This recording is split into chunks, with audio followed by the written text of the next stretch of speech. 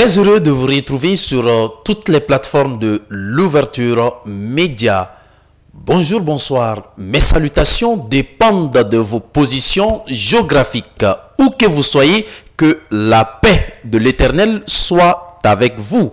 Bienvenue à votre émission préférée dénommée Affaires politiques.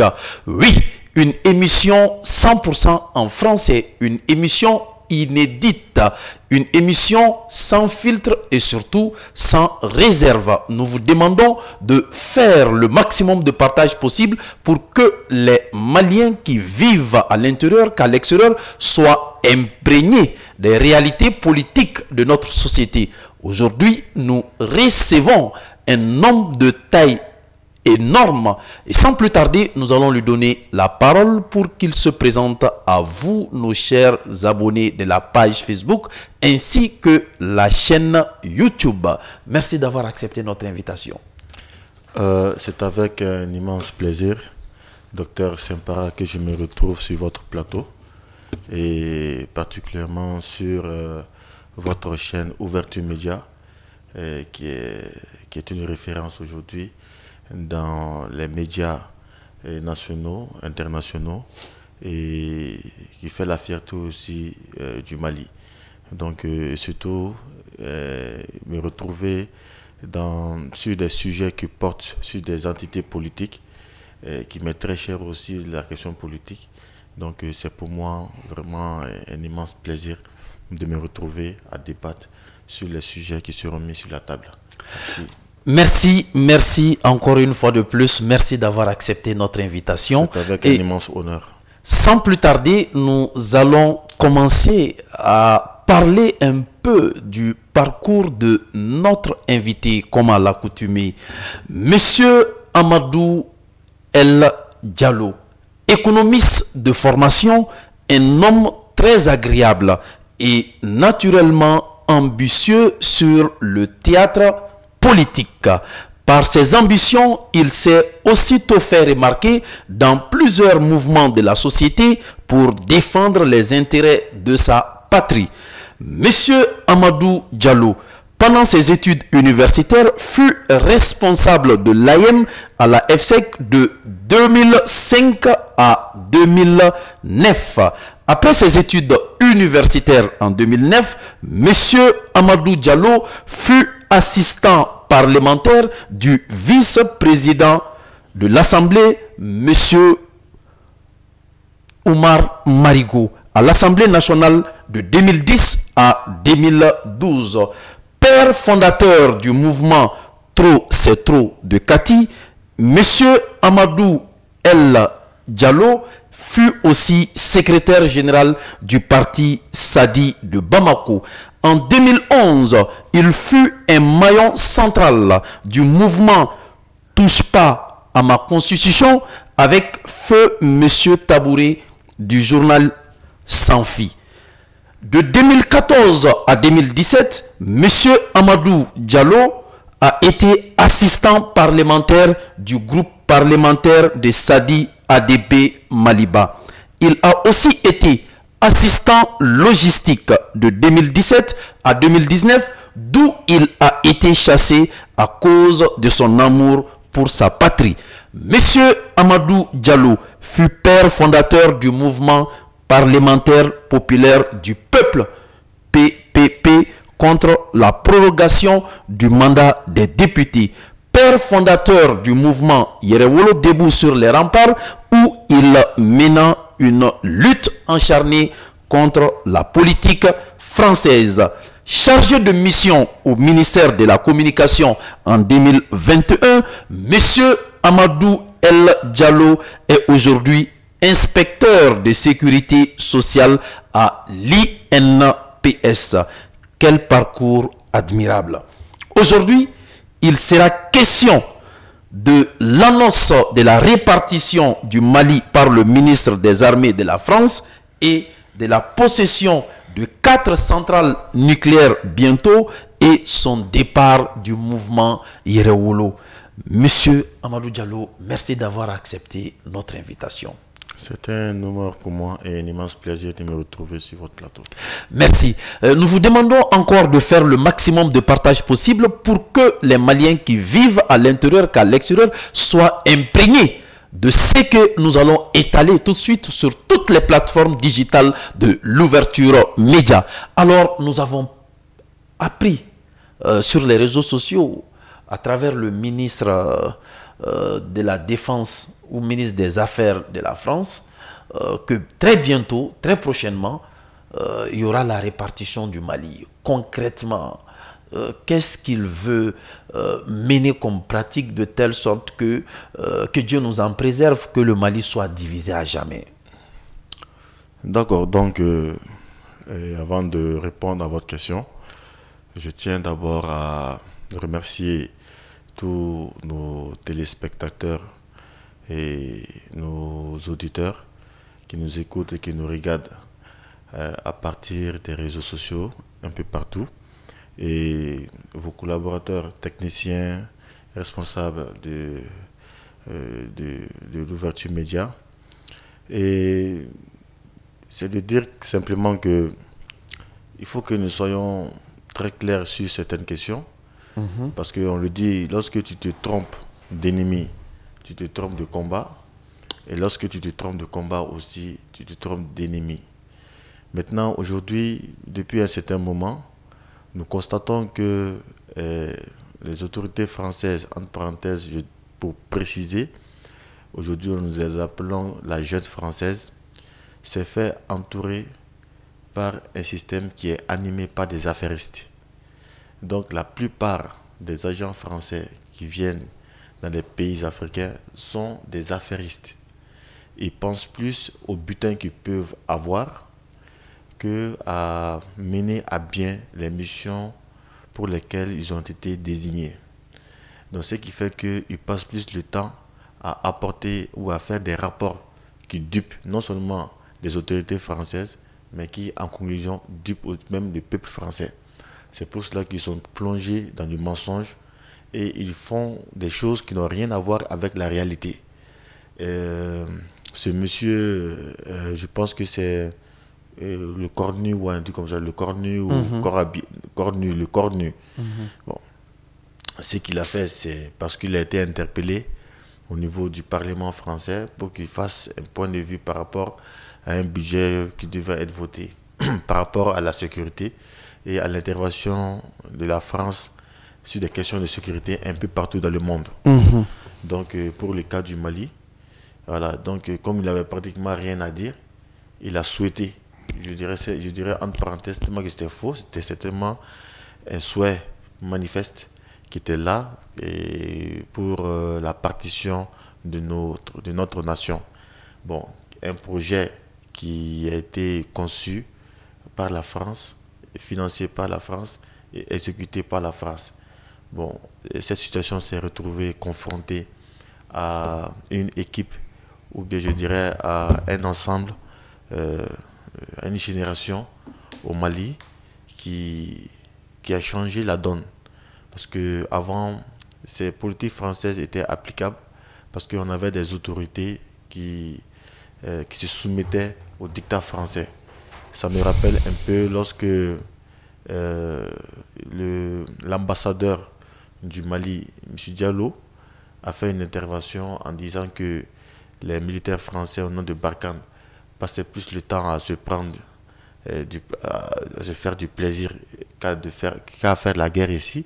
C'est tatouer le torse, entretenir, comment on appelle, être dans les hôtels, les bars, ainsi de suite, et à ne pas faire la guerre. Donc quand il a dit ça, la France s'est fâchée et a demandé à ce que le président Ibeka chasse l'ambassadeur ou réprime l'ambassadeur.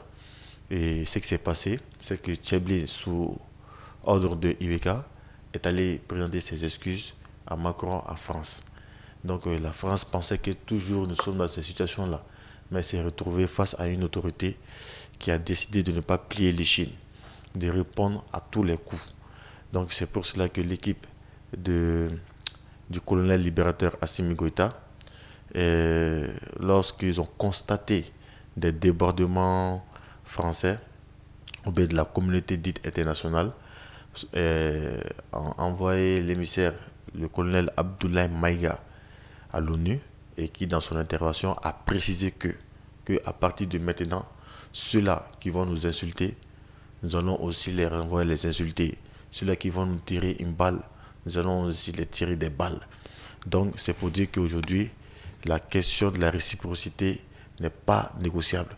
Donc, quand le souhait a été émis par l'affairiste Le Cornu, qui passe plus de temps à duper la France qu'à faire le travail, et dans la réponse du Mali, le porte-parole a précisé qu'il a renvoyé la même chose en disant que il souhaiterait aussi la même chose pour ce même monsieur et pour son pays qui est la France. Donc c'est pas le Mali, c'est pas le Mali qui sera divisé, propos... mais c'est la France qui sera divisée. Ok. Est-ce que ces propos ne sont-elles pas dus du fait qu'il y a un départ, selon eux, un départ précipité de l'amunissement en question? Avec le départ là, peut-être ils pensent qu'il y aura plus d'insécurité, il y aura plus de révolte, il y aura plus d'attaques. Est-ce que de ce côté, c'est pas acceptable ce qu'ils pensent probablement? C'est pas acceptable au moment où les terroristes qui sont en train de nous attaquer sont des mercenaires à la solde de la France et couverts par l'amunissement. Je rappelle que l'attaque... Couvert par l'amunissement? Oui, couvert par l'amunissement. Je rappelle que l'attaque de Ogosagou, le camp de l'amunissement était à 300 mètres. Donc à 300 mètres des massacres des populations maliennes à Ogosagou, l'amunissement n'a pas intervenu. Donc ça, c'est un crime passif, l'amunissement. Donc la France ne va pas aujourd'hui essayer de venir nous fouiller ou nous duper. Il s'est avéré officiellement que la France finance, arme les terroristes et les informe. Et l'objectif, c'est d'attaquer, de tuer les Maliens, civils comme militaires. Mais vous avez quelle preuve par rapport à ce financement? Mais la preuve, elle est officielle, elle a été annoncée par nos autorités. Donc quand les autorités l'ont dit, c'est acté, c'est fait. La France n'a pas contredit. Donc si elle n'a pas contredit, ça veut dire que c'est vrai. Voilà. Donc c'est pour dire que ce que la France est en train de dire, que l'amunissement est parti, il y aura ça, il y aura ceci, cela, c'est de la pure propagande. Ce sont toujours des allégations pour qu'ils restent sur nous. Le véritable, s'il y a un terroriste au Mali, c'est l'État français qui est terroriste. Donc dire autre chose que cela, c'est se tromper. Voilà.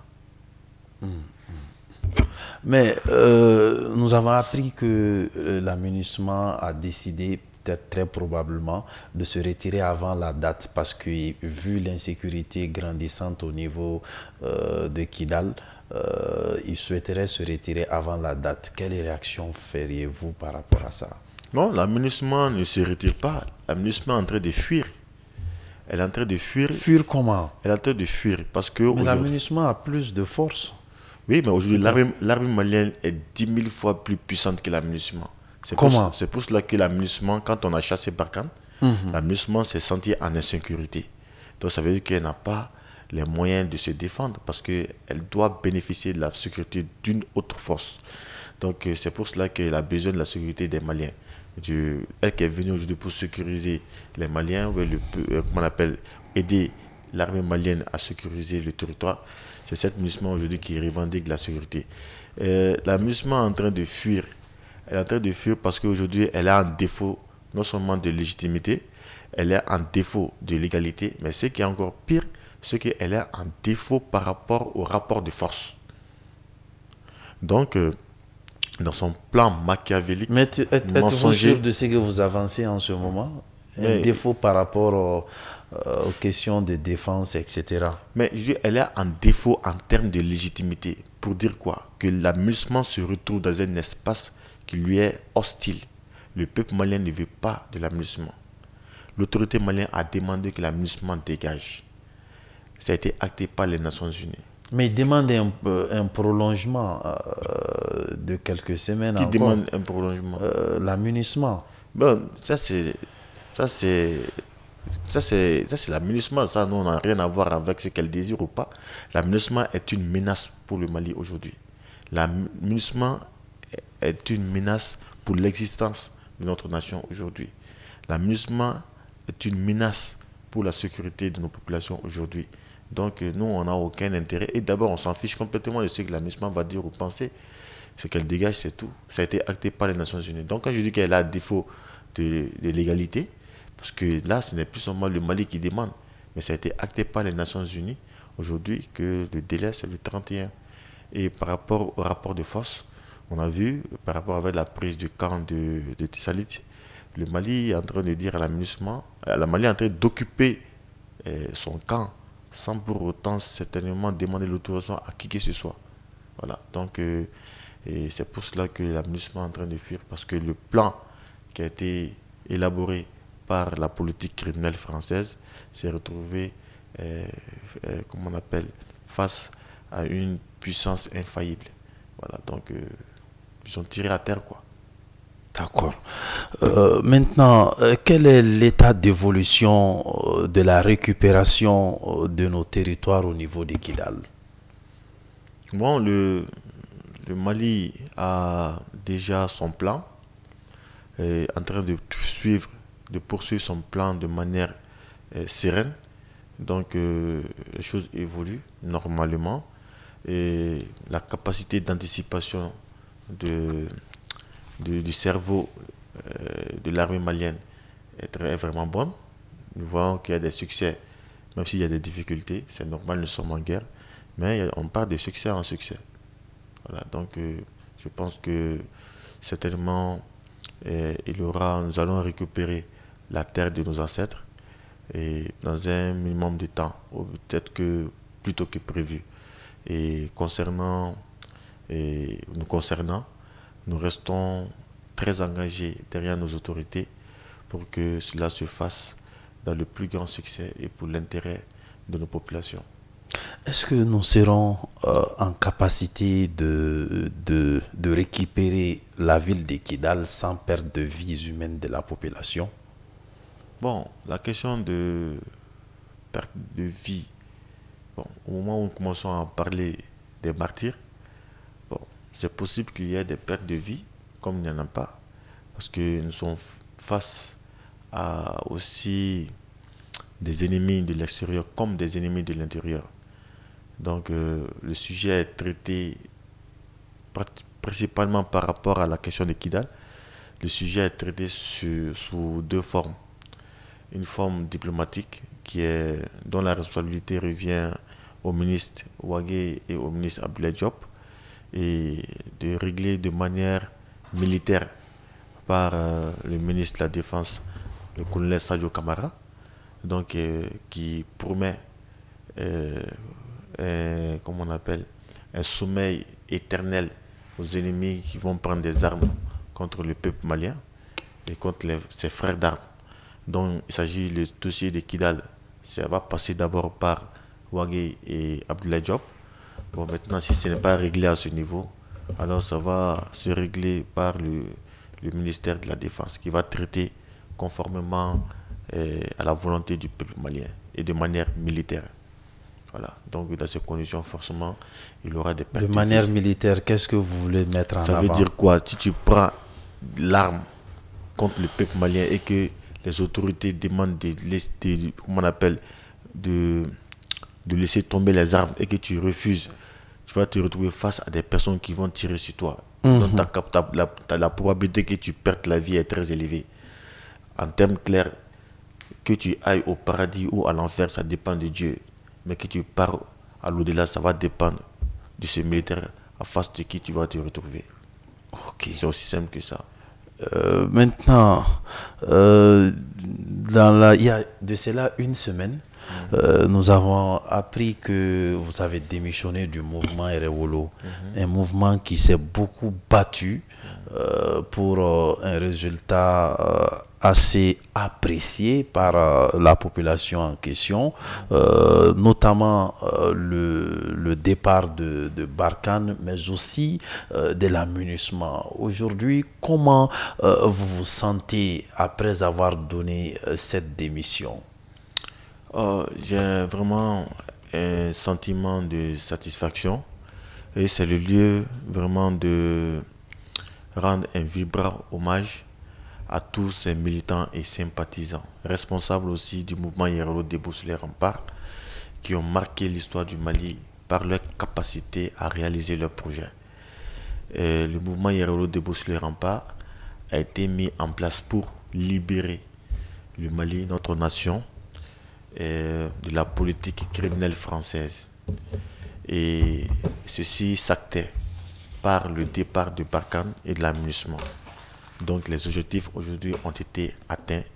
Donc je pense que c'est le lieu et le moment de féliciter tous ceux-là qui n'ont ménagé aucun effort au sein du mouvement Yerolo debout sur les remparts, en dehors du mouvement Yerolo debout sur les remparts, qui ont accompagné le mouvement dans la réalisation et dans le succès de ce projet-là. Donc ça c'est d'une première part. Maintenant, Yerolo debout sur les remparts, moi je me suis libéré de mes engagements et de mes responsabilités, comment on appelle, vis-à-vis du mouvement, pour des raisons très simples que à un moment donné, il va falloir aussi céder des responsabilités pour que la relève aussi soit assurée par d'autres personnes. Et surtout que c'est accompagné aussi par d'autres ambitions politiques aussi que j'ai manifestées. Donc je pense que je dois me réorganiser d'une autre manière avec mes camarades, avec des camarades, voilà, pour bâtir une nation à l'image de nos ambitions. Voilà, à la hauteur de nos ambitions. Vous venez de me dire que vous avez un sentiment de satisfaction. Par contre, d'autres disent que actuellement vous avez un fardeau sur votre tête, jusqu'à ceux qui disent que vous sentez, vous avez, au lieu d'avoir un sentiment de satisfaction que vous venez de dire, d'autres pensent que vous avez un sentiment de trahison, que vous sentez que vous avez mis, voilà, le bâton dans les roues, et que vous savez que vous avez trahi, vu la situation actuelle du mouvement, vu que les responsables, la première tête se trouve emprisonnée, la deuxième personne également emprisonnée, que ce n'était pas le moment opportun pour rendre la démission. Est-ce qu'il n'y a pas eu un intérêt personnel derrière? Voilà, donc moi je comprends parfaitement ces prises de position, et parce que chacun aussi, en fonction de sa perception, donne son point de vue. Et ce que j'ai un peu compris aussi, c'est normal, parce que l'un des rares mouvements qui a été mis en place par des jeunes et qui a su mener ce combat du début jusqu'à la fin, c'est très rare que ça se passe ici au Mali. Donc, le résultat que nous avons, le combat que nous avons mené, nous avons été admirés, nous avons eu l'admiration de l'opinion nationale, qui nous a beaucoup aimé, qui nous a beaucoup admiré, et qui souhaiterait que ce mouvement encore, qui a libéré le Mali de la politique criminelle française, continue aussi jusqu'à la réalisation d'une nation aussi prospère. Et ça, c'est un souhait qui pourrait, d'une manière ou d'une autre, être respecté. Mais il faut aussi faire face à une réalité des faits. Bâtir une nation, ça relève des questions idéologiques, des visions politiques. Mais si vous n'avez pas la même idéologie, est-ce que vous allez vous retrouver au sein du mouvement Yerolo? C'est à ça que je voulais en venir, parce que lorsqu'on mettait en place le mouvement Yerolo debout sur les remparts, nous nous sommes assis ensemble, nous avons déterminé des prises de position, nous nous sommes engagés avec un programme et tout c'était clair. Bon, maintenant, pour bâtir maintenant une nation qui est différente de la libération, il faut que nous soyons aussi ensemble et que nous mettons en place ce même projet. Mais ça n'a pas été fait. Mais est-ce que vous avez demandé en tant qu'acteur clé stratégique de ce mouvement? Oui, en fait, il ne s'agit pas de demander, parce que déjà quand il y a des choses qui sont, comment on appelle, retrouvées en même temps. Quand on menait le combat de libération nationale, il s'est trouvé aussi qu'il y a des questions nouvelles qui se sont posées, telles que l'élaboration d'une nouvelle constitution qui fait partir de la construction d'une nation. Voilà. Donc, l'élaboration déjà qui a été demandée, au sein du mouvement Yerolo, il y a eu des dissensions de points de vue. D'autres ne voulaient pas s'engager, d'autres voulaient s'engager et d'autres étaient contre. Donc, il y avait ceux qui étaient contre, ceux-là qui sont restés ni de l'autre côté, ni des deux côtés, et d'autres qui voulaient forcément qu'on parte. Donc, ceci a créé quand même des dissensions de points de vue, de vision, tout ceci. Donc, dans ces conditions, ça nous retarde dans la réalisation de nos projets. Parce que lorsque vous prenez des prises de position différentes et que vous êtes tous des poids lourds, soit si ça ne passe pas de l'autre côté et que ça ne passe pas aussi de l'autre côté, vous allez rester stagné. Bon, si déjà depuis un début, on est dans ça, il faut alors à un moment donné aussi accepter de mettre fin à une certaine forme de collaboration, surtout que ça bénéficie parce qu'il y a une relève à assurer et d'une manière aussi, on peut aussi créer un autre mouvement dans lequel aussi nous pouvons exprimer notre vision. Voilà. Mais au lieu de créer un autre mouvement, pourquoi ne pas continuer avec ce mouvement? Vous parlez de la libération. Est-ce que après avoir libéré le Mali, il ne serait pas temps de construire ensemble parce que vous détenez les stratégies qu'il faut pour la libération et vous savez les chemins, les voies et moyens que vous avez adoptés pour arriver à cette libération. Et nous estimons en ce moment, ou le peuple malien peut estimer en ce moment, que vous pouvez avoir l'outil stratégique pour la construction parce que vous avez cassé les barrages qui étaient pour freiner l'évolution de notre belle nation. Maintenant que la voie est libre, pourquoi ne pas construire ensemble? Oui, mais attends, c'est ce que je dis, c'est aussi simple que ça. Je vais très schématiser. Par exemple, il peut y avoir des experts en destruction. Parce que quand on dit détruire pour construire. Donc, il peut y avoir des experts en destruction qui sont différents des experts en construction. Donc, ensemble, nous avons détruit... Ceux-là sont qui? Les experts en destruction. Par exemple, c'est ce que je dis, le mouvement Yerlo Débouche les remparts a été construit pour libérer le Mali, notre pays, de la politique criminelle française. Donc, tous ensemble, nous avons détruit la politique criminelle française qui a apporté la liberté d'action à notre peuple, à nos militaires, à beaucoup d'autres choses. Maintenant, nous partons dans une nouvelle phase qui consiste maintenant à bâtir une nation. Donc, lorsqu'on parle de la question de construire maintenant une nation prospère, il y a des politiques économiques, il y a des politiques culturelles, il y a des politiques environnementales, il y a des politiques sectorielles, c'est un peu partout. Donc, sur ces questions, ils peuvent avoir des visions contraires. Et lorsqu'il y a des visions contraires, mais ce n'est pas possible de construire avec une vision contraire. Mais par exemple, si moi je demande, je donne un exemple très simple par rapport à la Constitution. Si je dis que c'est bon que nous partons à une nouvelle Constitution, s'il y a une autre voix qui dit qu'elle n'est pas d'accord qu'il y ait une autre Constitution, mais est-ce que ces deux-là peuvent partir ensemble? Clairement, ce n'est pas possible. Allons-y à droite, non, allons-y à gauche. Soit vous partez à droite, soit vous partez à gauche, soit vous ne bougez pas. Et aujourd'hui, tout ce que nous faisons, ce n'est ni pour Yerolo, ce n'est ni pour moi, ce n'est ni pour une autre personne. C'est pour le pays que nous existons, que nous manifestons. Donc, c'est ça l'objet principal. Voilà. Donc, il ne s'agit pas de sauver ni Yerolo, ni moi, ni autre personne, mais il s'agit de sauver la patrie. C'est ce qui est la chose la plus importante. Maintenant, oui, il s'agit de sauver la patrie parce que souvent, pour faire la libération de notre nation, vous avez diagnostiqué à pas pour détecter les éléments de blocage. Et vous avez certainement les facteurs qui expliquent l'installation de ces facteurs de blocage en question. Et maintenant, pour la construction, du moment où vous avez su détecter toutes ces failles pour pouvoir décomposer, déconstruire, vous devez vous servir de ces constats lors de la libération pour construire demain. Non, j'ai compris un peu là où vous voulez en venir, mais je vais donner des exemples concrets. Par exemple, un exemple très simple. Pour que l'armée soit reconstruite, pour que l'armée puisse aller faire la guerre, il a fallu la libérer du dictat français. Parce que la France dictait aux autorités d'empêcher l'armée d'acquérir des moyens de défense, le matériel de guerre.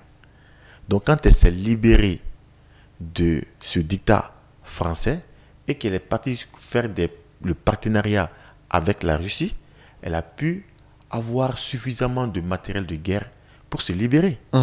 Donc, elle s'est d'abord libérée d'un dictat. Maintenant, c'est après la libération que l'armée est en train d'être construite de nouveau. Oui. Donc, cette construction est la deuxième phase après la libération. Je viens. Mais jusque les militaires ne se sont pas divisés. Non, attends, je viens. Non, attends, les militaires sont divisés. Ce n'est pas une question de division. Je suis en train d'expliquer un cas. On parle de la constitution. Les constitutions qui sont passées ont été élaborées de l'extérieur, sous le dictat de la France. Donc, il faut d'abord se libérer de la politique du dictat français pour que les Maliens eux-mêmes se mettent ensemble maintenant pour élaborer une nouvelle constitution. Donc, il y a d'abord eu une première étape de libération. Donc, là, on se met ensemble pour savoir comment est-ce que nous devons nous libérer. Maintenant, ce que Yerolo a fait, c'est quoi?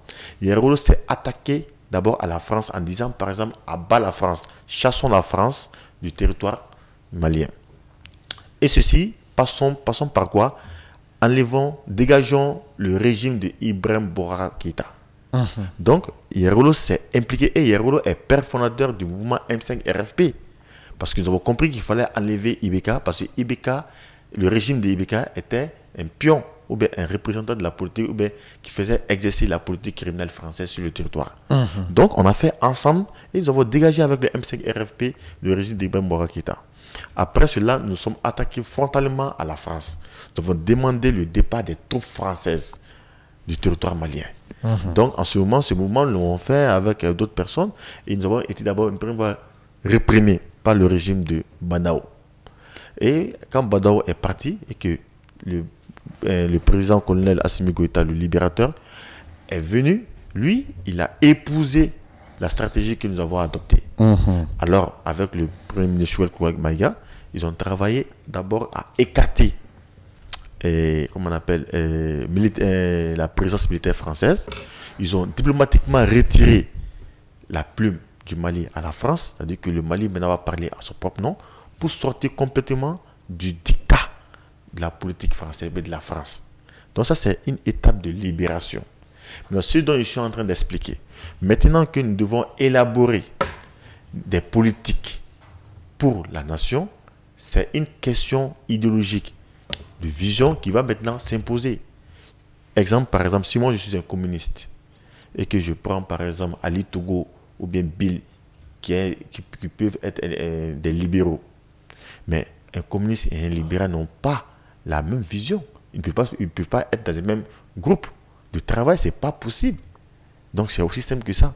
Donc en ce moment, les communistes vont sortir et s'organiser pour maintenant bâtir une nation en fonction de leur vision.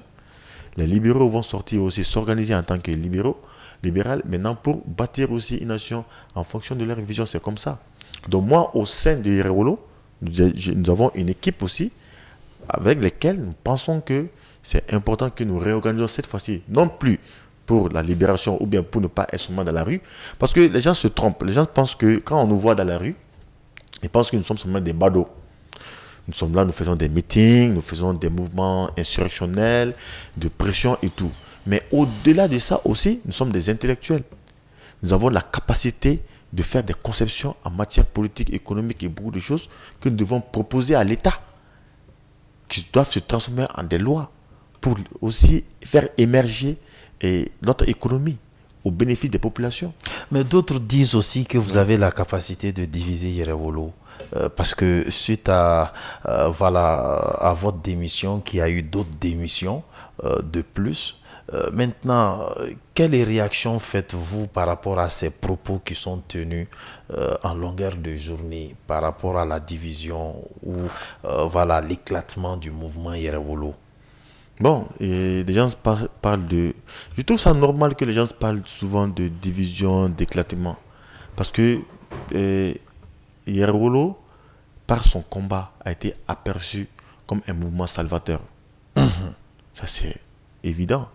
Mais Yerolo fait partie d'un phénomène qu'on appelle la révolution. Tout à fait. Donc, Yerolo est un élément dans un ensemble. Donc, aujourd'hui, c'est comme si Yerolo incarne cet ensemble-là, qui est la révolution. Qui est la révolution. Donc, c'est normal que les gens s'accrochent à ça. Et quand Yerolo, au tout début, nous étions 2, 3, 4, 5 personnes, et quand quand on disait à bas la France, les gens ne croyaient pas. Les gens, nous avons été sabotés, nous avons été réprimés, tout. Et aujourd'hui, ce sont les plus hautes autorités qui ont pris ça en charge.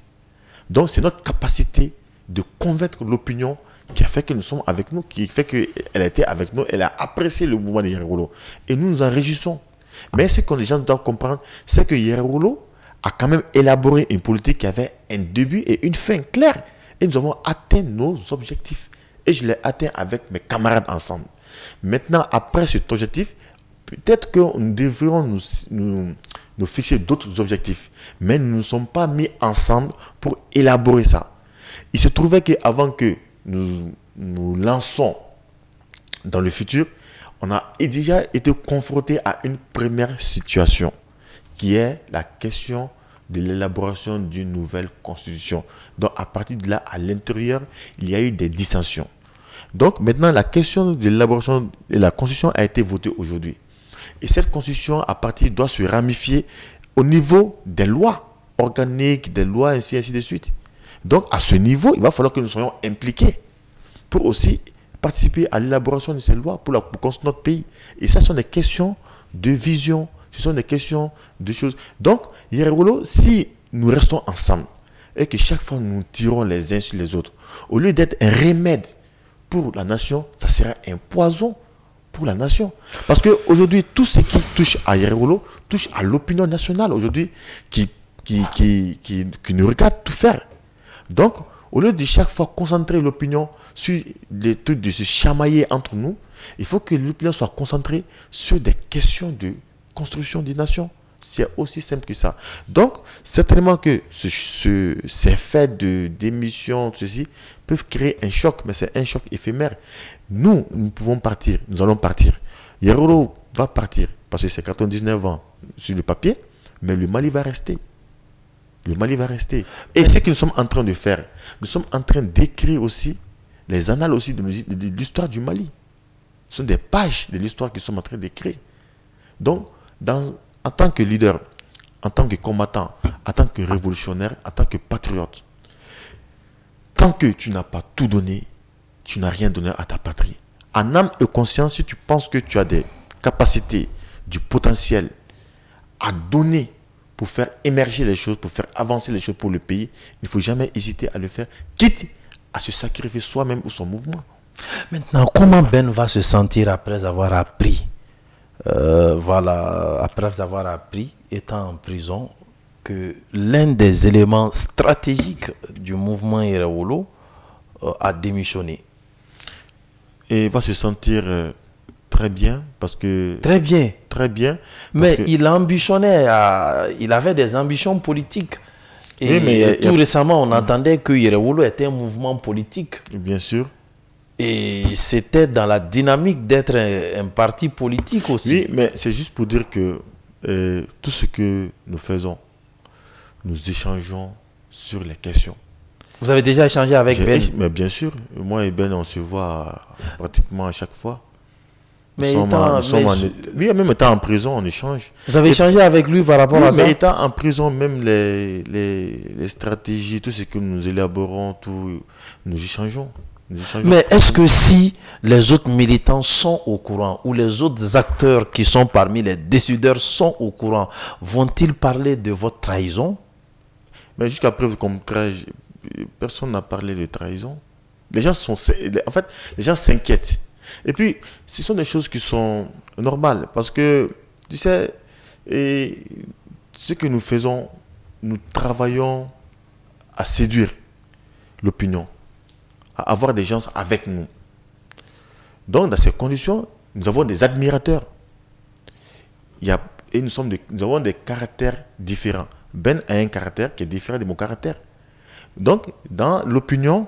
Mais cette diversité de caractère, il fallait combiner pour donner... Non, je ne parle pas de caractère, je parle de vision. Mais quand je parle de caractère, il s'agit de ma personne et de la personne de Ben. Par exemple, la personne de Siriki, la personne de Memanta, la personne de Bill, ainsi de suite. Nous avons tous des caractères différents. Et ces caractères aussi, on leur répondant dans l'opinion. Il y a des personnes qui apprécient mon caractère, mais qui n'apprécient pas le caractère d'une autre personne. Il y a des personnes qui apprécient d'autres caractères, mais qui n'apprécient pas mon caractère. Donc, à chaque fois qu'il y a une décision qui est prise par l'un ou l'autre, ça influence aussi sur l'opinion. C'est aussi simple que ça. Ça, ce sont des questions personnelles.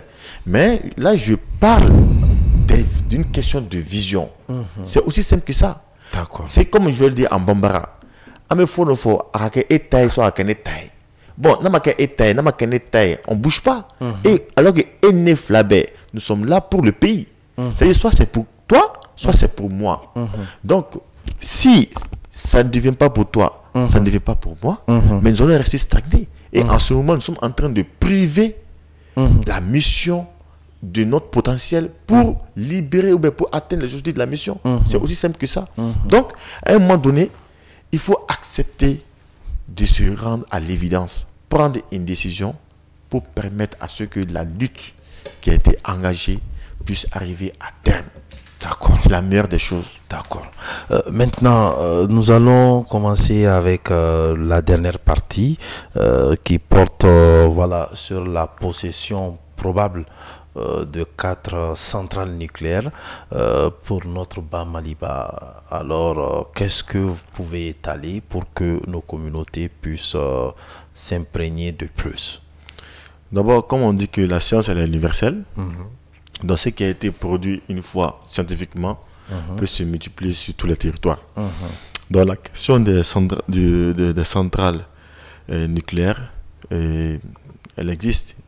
Et on voit que la plupart du temps, les pays occidentaux viennent en Afrique prendre les matières premières et faire de ça comment on appelle, des produits nécessaires à leur consommation. D'où l'uranium du Niger, 3e producteur mondial, a été puisé par les sociétés françaises et au bénéfice de la France et au détriment du peuple nigérien, du Niger. Et comme vous le voyez, le Niger qui était, je crois, à 15 à 20% électrifié, pendant que la France était à 100% électrifiée.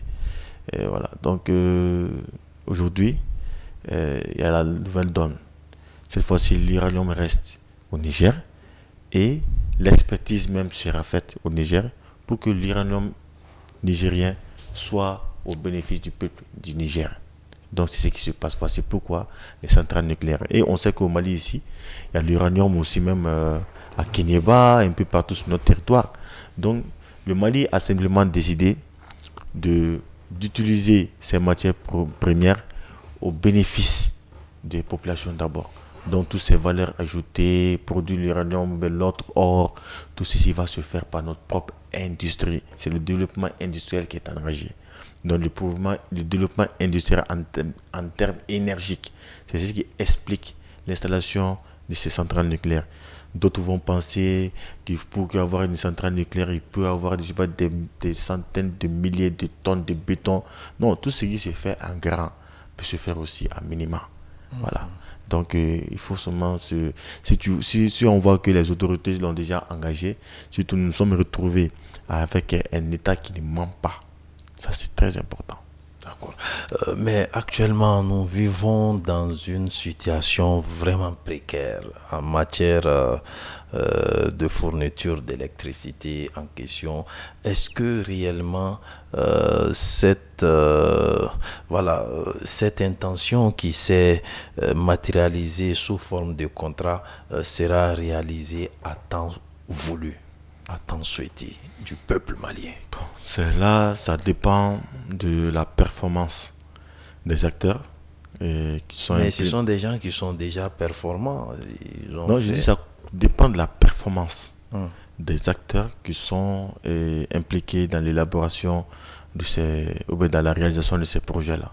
Voilà, donc ça dépend de ça. Parce qu'il faut comprendre que le Mali a quitté d'une situation là où on parlait de la disparition de notre nation. Et aujourd'hui, nous sommes dans une situation là où le Mali est en train de redorer son blason. Donc en train de se remettre. Et un exemple, ce qui n'a pas pu se réaliser à 40 ans. Les autorités que nous avons ont pu le faire à 2 ans. Et avec ça, on a découvert combien le complot, la haine, et comment on appelle, entretenu par des méchants contre notre pays était ardent. C'était très ardent. Chaque jour, nous faisons des découvertes du plan diabolique de l'impérialisme français contre notre pays. Donc, c'est pas facile. Au moment où beaucoup de personnes se plaignent qu'ils n'ont pas d'électricité parce que les climatiseurs ne marchent pas, à ce même moment, il y a des fils de la nation qui sont en train de prendre des balles pour la défense de la patrie. Donc je pense qu'à un moment donné, chacun doit apporter un peu de sacrifice, surtout que dans la Constitution, depuis 1992, il est inscrit que la défense de la patrie est un devoir pour tout citoyen. D'accord, la défense de la patrie est un devoir pour tout citoyen. Merci d'avoir donné tout cet éclaircissement par rapport à la situation politique et par rapport à votre démission au sein du mouvement Irewolo. Alors, quels sont vos derniers mots à l'endroit de nos chers abonnés? La première des choses que je souhaiterais que tout le monde prenne en compte, tout le monde, je parle des leaders, c'est qu'il y a Mao Tse-tung, et qui dit que lorsque une idée s'empare des masses populaires, elle se transforme en une force qui est capable d'apaiser les océans les plus agités et de réduire en poussière les montagnes les plus élevées. Aujourd'hui, le peuple malien a passé un moment dans le calvaire qui a fait qu'aujourd'hui, l'idée révolutionnaire de la résistance s'est emparée de la masse populaire. Donc aujourd'hui, aucun leader, aucun mouvement ne peut duper le peuple malien. Il s'agit aujourd'hui de faire organiser ou bien de s'impliquer dans l'organisation des masses populaires au Mali pour faire face au défi qui va s'imposer. C'est tout. D'accord. Merci vraiment pour cet éclaircissement à l'endroit de nos abonnés. Nous vous demandons de faire le maximum de partage possible, de commentaires pour que les Maliens qui vivent à l'intérieur qu'à l'extérieur soient imprégnés de ces propos pour qu'ils comprennent davantage les réalités de notre société en question. Encore une fois de plus, merci d'avoir accepté notre invitation. Ce fut un immense honneur pour moi, mon frère. Merci, le plaisir est partagé. Alors, c'était tout avec cette émission spéciale avec Pape Diallo, qui est un acteur phare, qui s'est battu nuit et jour pour que le Mali soit libéré. Aujourd'hui, il pense que le Mali doit prendre une autre dynamique, qui est la période de la construction de cette belle nation. Nous prions le bon Dieu qu'il nous assiste, qu'il nous protège contre des esprits malsains, qu'il nous protège contre des esprits expiels, qu'il nous protège contre l'envie des envieurs. C'est sur ces quelques mots que nous nous acheminons vers la fin de ce numéro spécial portant sur le débat politique, sur l'ouverture média. À plus.